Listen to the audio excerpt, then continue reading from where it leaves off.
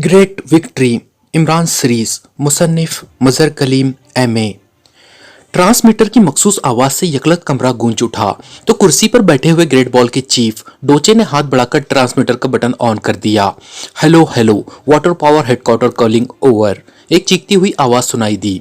Yes, Doche speaking, chief of great ball, over, Doche ने सपाट लहजे में जवाब देते हुए कहा। चीफ बॉस से बात करें, ओवर, दूसरी तरफ से कहा गया। और फिर चंद लम्हों की खामोशी के बाद ट्रांसमीटर पर वाटर पावर के चीफ की तेज आवाज उभरी। Hello chief boss, over, chief boss के लहजे में तेजी थी। Yes boss, डोचे attending, over, Doche ने मुअद्दबाना लहजे में जवाब देते हुए कहा। डोचे, मुझे अभी प्रोफेसर वॉलमोर ने इत्तला दी है कि तुमने रेड मिसाइल फायर कर दिया है। हालांकि तुम्हारी तरफ से मुझे कोई रिपोर्ट नहीं मिली। क्या वाकई तुमने ऐसा किया है? ओवर, चीफ बॉस के लहजे में सख्ती का उनसर नुमाया था। यस बॉस, मैंने रेड मिसाइल फायर किया है और मैं भी अभी आपको रिपोर्ट देने ही वाला था, क्योंकि मेन सेक्शन की एक अहम तरीन तनसीब का मसला दरपेश था। मैं इसमें मसरूफ रहा, अभी फारिग हुआ हूँ। ओवर, डोचे ने मुअद्दबाना लहजे में जवाब दिया। ओह, तो इसका मतलब है प्रोफेसर वॉलमोर की रिपोर्ट दुरुस्त थी।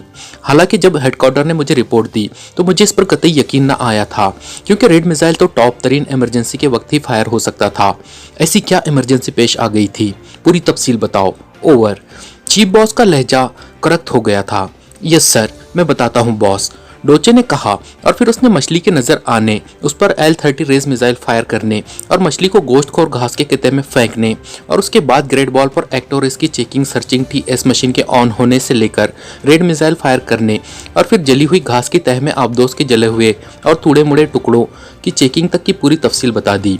ओह, इंतहाई हैरत अंगेज तफसीलात बताई हैं तुमने, लेकिन ये आबदोस वगैरह थी किसकी? ओवर, चीफ बॉस के लहजे में बेपनाह हैरत थी। मेरा अंदाजा है बॉस कि ये इमरान और पाकिस्तान सीक्रेट सर्विस के लोग थे। इस किस्म की जदीद और अजीब व गरीब आबदोस वही बना सकते हैं। ओवर, डोचे ने कहा। ये कैसे मुमकिन है? उन्हें तो डाकर जजीरे का इल्म था और वो इमरान यहाँ एक्रीमिया में उसका महफूज रास्ता तलाश करता फिर रहा था। और मुझे ये इत्तला भी मिल गई है कि उसने यहाँ मेरे आदमी जॉन बेंजे की किसी जाती डायरी में से उस रास्ते का नक्शा भी चेक कर लिया था, और फिर उसने मेरे एक खास आदमी गैरी से उस रास्ते की वजाहत भी करा ली थी। गो मुझे गैरी ने पहले नहीं बताया था, लेकिन एक मुखबिर की इत्तला के बाद उसे ये बात उगलनी पड़ी और मैंने उसे इस जुर्म में मौत की सजा दे दी है। क्योंकि अगर हम ग्रेट बॉल को मूव ना कर चुके होते तो उसकी वजह से ये इमरान यकीनन इस महफूज रास्ते से वहां तक पहुंच जाता। गो आजकल सीजन ऐसा है कि ये रास्ता कतई महफूज नहीं रहा और रास्ते में खौफनाक तूफान चलते रहते हैं, लेकिन फिर भी ऐसा रिस्क नहीं लिया जा सकता था। बहरहाल ग्रेट बॉल के मूव कर जाने के बाद ये मसला तो खत्म हो गया, लेकिन इमरान उस जगह कैसे पहुंच गया जहां ग्रेट बॉल मौजूद है? ऐसा होना तो नामुमकिन है। तुमने तहकीकात किए बगैर ही सिर्फ अंदाजे से रेड मिसाइल फायर कर दिया। तुम जानते हो कि ये रेड मिसाइल किस कदर कीमती है। कितनी मुश्किल से मैंने हुकूमत इसराइल को रजामंद किया था कि हमें एक रेड मिसाइल दे दे, और तुमने इसे एक आम सी आबदोस पर फायर कर दिया। ओवर, चीफ बॉस के लहजे में शदीद गुस्सा नुमाया था। बॉस, जिस किस्म का वो मिसाइल इस मछली वाली आबदोस को हुक करके जीको घास की कशिश से निकाल कर ले जा रहा था, उससे मैंने अंदाजा लगाया कि ये लोग इंतहाई जदीद साइंसी वसाइल के हामिल है। फिर इन्होंने इतने तवील फासले से ग्रेट बॉल पर एक्टो रेस भी डाली थी और मैंने L-30 रेस भी उन पर फायर की, लेकिन L-30 रेस का भी उनकी आबदोस पर इसके सिवा और कोई असर ना हुआ था कि उसकी मशीनरी वक्ती तौर पर मफलूज हो गई थी। इसलिए मेरे ख्याल में ये लोग जो कोई भी थे, बहरहाल ग्रेट बॉल के लिए हकीकी खतरा बन सकते थे, और ग्रेट बॉल के मुकाबले में इस रेड मिसाइल की क्या कीमत या हकीकत हो सकती है? कम से कम अब ग्रेट बॉल तो हर इम्कानी खतरे से महफूज हो गया है। ओवर, डोचे ने मुंह बनाते हुए जवाब दिया। तुम्हारी बात दुरुस्त महसूस होती है। ठीक है, ग्रेट बॉल के मुकाबले में रेड मिसाइल की कोई हैसियत नहीं है, लेकिन ये बात तो बहरहाल कंफर्म होनी चाहिए थी कि ये लोग दर हकीकत कौन है। लेकिन अब तो रेड मिसाइल की वजह से वो राग बन चुके होंगे। फिर भी तुम कुछ लोग वहां भेजो, हो सकता है उनकी कुछ ना कुछ ऐसी बाकियात मिल जाए जिनसे उनकी शिनाख्त हो सके। ओवर, चीफ बॉस ने नरम लहजे में जवाब देते हुए कहा। यस बॉस, मैं अभी एक पार्टी भेज देता हूँ। ओवर, डोचे ने इत्मीनान भरा सांस लेते हुए जवाब दिया। ओके, पार्टी की रिपोर्ट आते ही मुझे फौरन कॉल करना। ओवर एंड ऑल, दूसरी तरफ से कहा गया और उसके साथ ही राब्ता खत्म हो गया। डोचे ने हाथ बढ़ाकर ट्रांसमीटर ऑफ कर दिया। चीफ बॉस का दिमाग वाकई खराब हो गया है। रेड मिसाइल फायर होने के बाद वहां क्या बचा होगा जिससे शिनाख्त हो सके? बहरहाल मुझे क्या, इसकी तसल्ली हो जाएगी। डोचे ने ट्रांसमीटर ऑफ करके बड़बड़ाते हुए कहा और फिर एक तरफ पड़े हुए टेलीफोन का रिसीवर उठाया और नंबर प्रेस करने लगा। यस, मार्क बोल रहा हूँ, पॉइंट 13 से। राब्ता कायम होते ही पॉइंट 13 के इंचार्ज मार्क की आवाज सुनाई दी। मार्क, चीफ बॉस ने अभी कॉल करके हुक्म दिया है कि मैं एक टीम उस जगह भेजूं जहां वो मखसूस आबदोस और मिसाइल वगैरह को रेड मिसाइल से तबाह किया गया है। चीफ बॉस का ख्याल है कि शायद वहां ऐसे शवाहिद मिल जाए जिनसे उन लोगों की शिनाख्त में मदद मिल सके। चूंकि तुमने वो जगह भी देखी हुई है और तुम वैसे भी ऐसे उमूर में खासे माहिर हो, इसलिए तुम फौरी तौर पर एक और आदमी को साथ लेकर वहां पहुंचो और वहां के सारे इलाके को छानकर ऐसे शवाहिद तलाश करने की कोशिश करो। दोस्तों, ग्रेट विक्ट्री की कहानी जारी रहेगी, लेकिन उससे पहले अगर आप हमारे चैनल पर नए हैं या अब तक आपने हमारे चैनल को सब्सक्राइब नहीं किया है तो चैनल को सब्सक्राइब करें और वीडियो को लाइक करें। शुक्रिया। जिनसे उनकी शिनाख्त में मदद मिल सके। डोचे ने तेज लहजे में कहा, बॉस, वहाँ क्या मिलना है सिवाय जली हुई जीको घास के, और फिर रेड मिसाइल फायर होने के बाद वहाँ जबरदस्त तापकारी असरात फैले हुए होंगे। मार्क ने रुक रुक कर जवाब देते हुए कहा, तुम अहमक हो मार्क, क्या मुझे मालूम नहीं है कि वहाँ तापकारी असरात हो सकते हैं? इसके बावजूद मैं तुम्हें वहाँ भेज रहा हूँ। सुनो, जीको घास पर मैंने एक तहकीकाती रिपोर्ट पढ़ी हुई है। जीको घास में यह खासियत होती है कि वो तापकारी असरात पैदा नहीं होने देती, इसलिए सुपर पावर्स इस घास में बेहद दिलचस्पी ले रहे हैं ताकि इसमें से वो जौहर तलाश कर सके जिसकी वजह से उसकी मौजूदगी से हर किस्म के तापकारी असरात गायब हो जाते हैं। इसलिए तुम बेफिक्र होकर जाओ, वहाँ कोई तापकारी असरात मौजूद ना होंगे। दूसरी बात ये कि मुझे अच्छी तरह मालूम है कि वहाँ से कुछ न मिलेगा, लेकिन बहरहाल चीफ बॉस को तो मुतमईन करना है। डोचे ने गुस्सेले लहजे में कहा, ओ, अगर ये बात है बॉस तो ठीक है, मैं चला जाता हूँ। मेरा ख्याल है कि मैं स्पेशल आबदोस ले जाऊँ, उसकी वजह से तहकीकात भी आसानी से हो जाएगी और इस तहकीकात की बाकायदा फिल्म बंदी भी हो जाएगी। बहरहाल मैंने समंदर की तह में तहकीकात करनी है, इसलिए आबदोस के बगैर तो ये तहकीकात मुमकिन नहीं है। मार्क ने कहा, ठीक है, तुम स्पेशल आबदोस ले जाओ और खूब अच्छी तरह तहकीकात करके वापस लौटना। जल्दी की ज़रूरत नहीं, ताकि चीफ बॉस पूरी तरह मुतमईन हो जाए। इसके बाद हम ये तहकीकाती फिल्म उसे भिजवा देंगे। इस तरह हमारा मसला हल हो जाएगा, डोचे ने कहा, और मार्क का जवाब सुने बगैर उसने हाथ बढ़ाकर क्रेडल दबा दिया और फिर नंबर प्रेस करने लगा ताकि स्पेशल आबदोस को बाहर जाने का हुक्म दे सके। जूलिया, सफदर और तनवीर कैप्टन नासिर के हमरा आबदोस के मशीन रूम में मौजूद थे, जहां इमरान के उस बॉक्स की वजह से वो एक स्क्रीन पर बाहर का मंजर देख रहे थे, जबकि सीक्रेट सर्विस के बाकी मेंबरान साथ मौजूद बड़े कमरे में बैठे खुशगपियों में मसरूफ थे। आबदोस का क्रू जो 8 अफराद पर मुश्तमिल था भी उनके साथ था, क्योंकि आबदोस की मशीनरी जाम हो जाने के बाद वो भी एक लिहाज से बेकार हो चुके थे।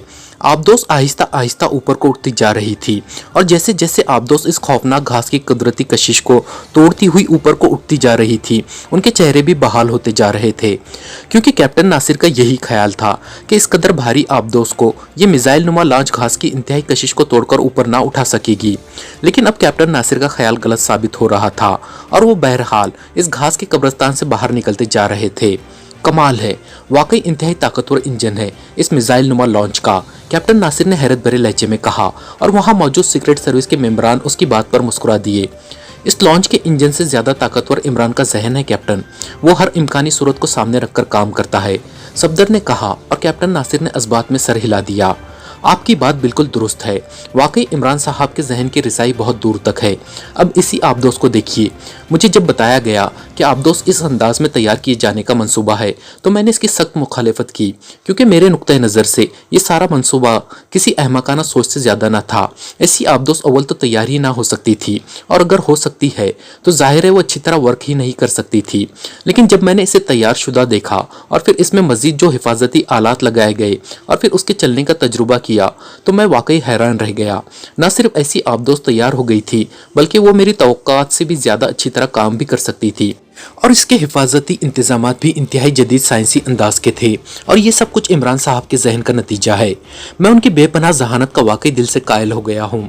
कैप्टन नासिर अली ने तो जवाब में वाकई पूरी तकरीर कर डाली थी, और तनवीर के अलावा जूलिया और सफदर के चेहरे कैप्टन नासिर अली जैसे इंतहाई तजुर्बेकार कैप्टन के मुंह से इमरान की ऐसी तारीफ सुनकर खिल उठे। लेकिन तनवीर ने होंठ सुकेड़ लिए थे। आप ख्वामखा इमरान के कसीदे पढ़े जा रहे हैं। आप दो जरा सा झटका बर्दाश्त नहीं कर सकी और इसकी मशीनरी फेल हो गई है, और आप कह रहे हैं कि इसके हिफाजती इंतजामात जदीद साइंसी हैं। तनवीर से ना रहा गया तो वो बोल पड़ा, ये दूसरी बात है जनाब, जिस किस्म की रेस का फायर इस पर हुआ था, अगर इसकी हिफाजत का खुसूसी बंदोबस्त ना होता तो ये रेस आबदोस के लिए इंतहाई खतरनाक साबित होती। कैप्टन नासिर ने जवाब दिया। ख्वामखा की तारीफें। तनवीर का मुंह उसी तरह बना हुआ था। जाहिर है वो इमरान की तारीफ पर जूलिया का खिलता हुआ चेहरा कहाँ बर्दाश्त कर सकता था। तनवीर, तुम खामोश नहीं रह सकते। जूलिया भी कब तक बर्दाश्त करती, वो भी फट पड़ी। इन बातों की बजाय हमें ये सोचना चाहिए कि आबदोस की जामिद मशीनरी को किस तरह चालू किया जाए, क्योंकि जब तक आबदोस की मशीनरी काम नहीं करेगी हम ग्रेट बॉल का खात्मा कैसे करेंगे। उसके खात्मे के सिलसिले में तो यह आबदोस तैयार की गई थी। सफदर ने मौजू बदलने की गर्ज से कहा, लेकिन अभी उसका फिक्रा मुकम्मल ही हुआ था कि यकलख्त एक खौफनाक धमाका हुआ और इसके साथ ही पूरी आबदोस ने इस तरह पटकनियां खाई कि सफदर को यूं महसूस हुआ जैसे उसका जिस्म हेलीकॉप्टर के गर्दिश करते हुए पंखे की तरह मशीन रूम में घूमता हुआ इंसानी जिस्मों और मशीनरी से टकरा रहा हो। लेकिन यह एहसास भी सिर्फ एक लम्हे का था। उसके बाद उसके जहन पर अंधेरों ने मुकम्मल तसल्लुत हासिल कर लिया। लेकिन फिर जैसे ही घोर तारीकी में जुगनू चमकता है, इस तरह उसके जहन पर छाए हुए अंधेरों में कहीं रोशनी का नुक्ता पैदा हुआ और उसके साथ ही ये नुक्ता फैलता चला गया। सफदर, सफदर, होश में आओ सफदर। सफदर के कानों में जैसे दूर से जूलिया की आवाज पड़ी और रोशनी का ये नुक्ता और ज्यादा तेजी से फैलता चला गया। सफदर, सफदर। जूलिया की आवाज एक बार फिर उसके कानों में पड़ी और उसके साथ ही उसका जहन यकलक जाग पड़ा और फिर बेइख्तियार उसके हलक से कराहें निकलने लगी, क्योंकि जहन के जागते ही उसे ऐसा महसूस हुआ जैसे दर्द का ज्वालामुखी जिस्म में फट पड़ा हो।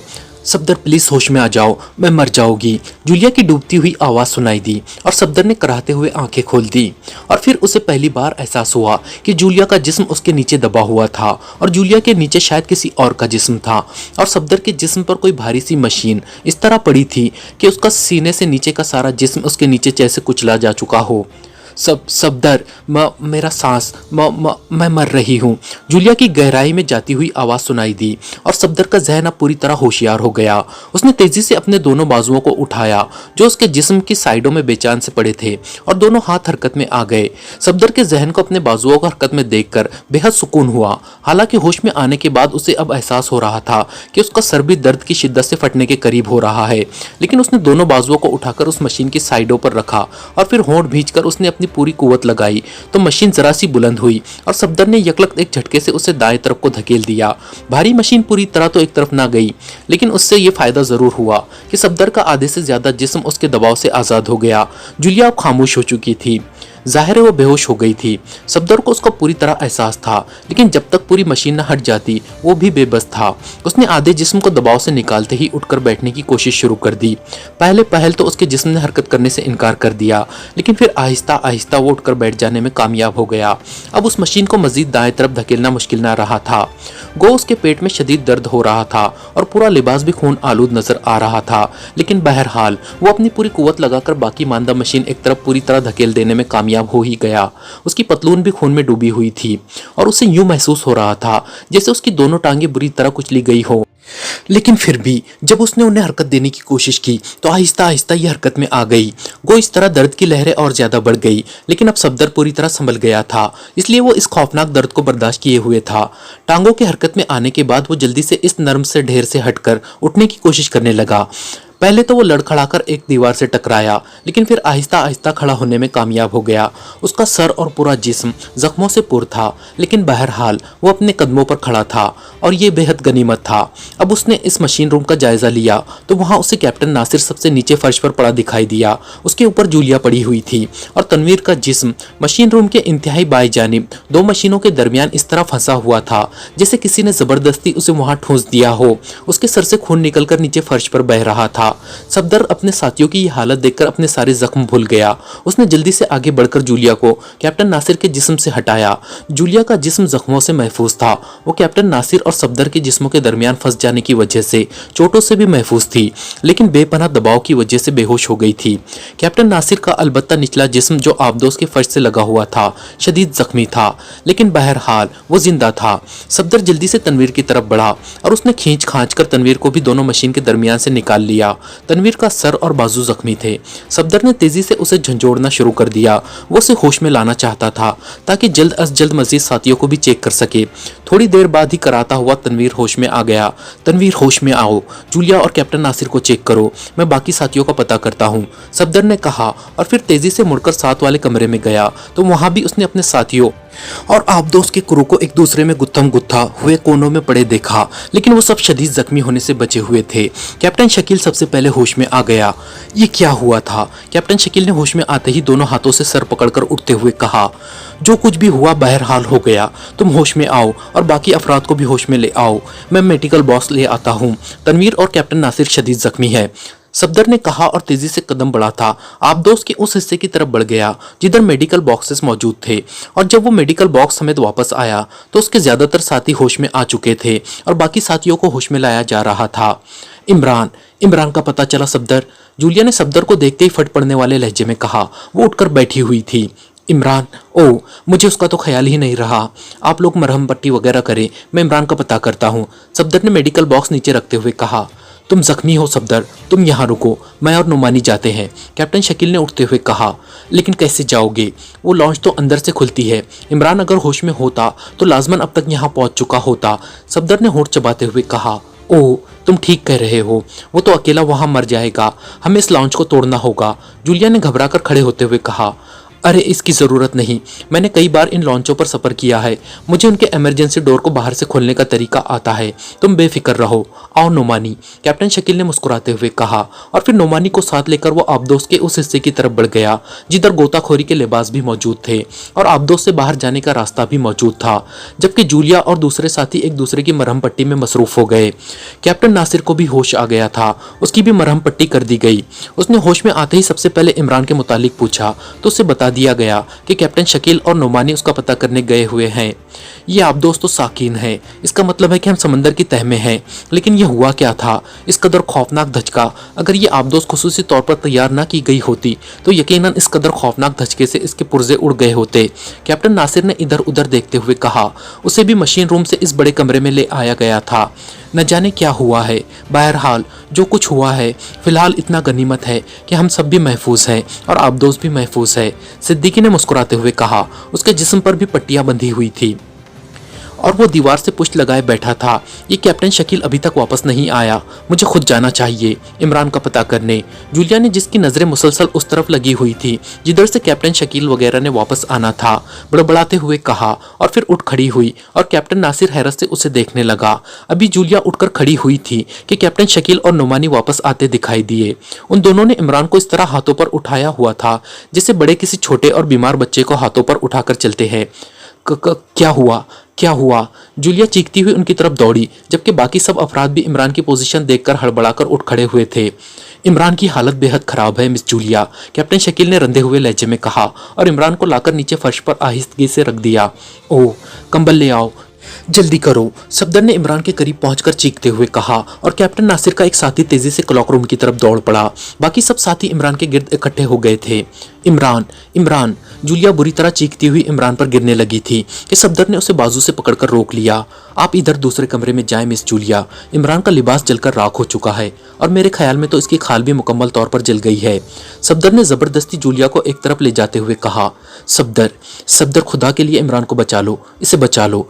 जूलिया यकलक फूट फूट कर रोने लगी। आप फिक्र ना करें, अभी दुनिया में जुराइम का खात्मा नहीं हुआ और मुझे यकीन है कि अल्लाह उस वक्त तक इमरान को जरूर जिंदगी देगा जब तक जुराइम ना खत्म हो जाए। हौसला रखे, सफदर ने उसके बाजू पर थपकी देते हुए कहा और फिर उसे छोड़कर वो तेजी से इमरान की तरफ बढ़ गया। इमरान की हालत वाकई बेहद खराब है, यूं लगता है जैसे उसका पूरा जिस्म जलकर राख हो गया हो। लिबास तो जलकर राख हो चुका था, जहां जहां कैप्टन शकील और नुमानी के हाथ लगे थे वहां से लिबास की राख भी गायब थी। अलबत्ता बाकी जगह पर जला हुआ लिबास मौजूद था, सिर्फ हाथ लगाने से राख की तरह उड़ जाता था।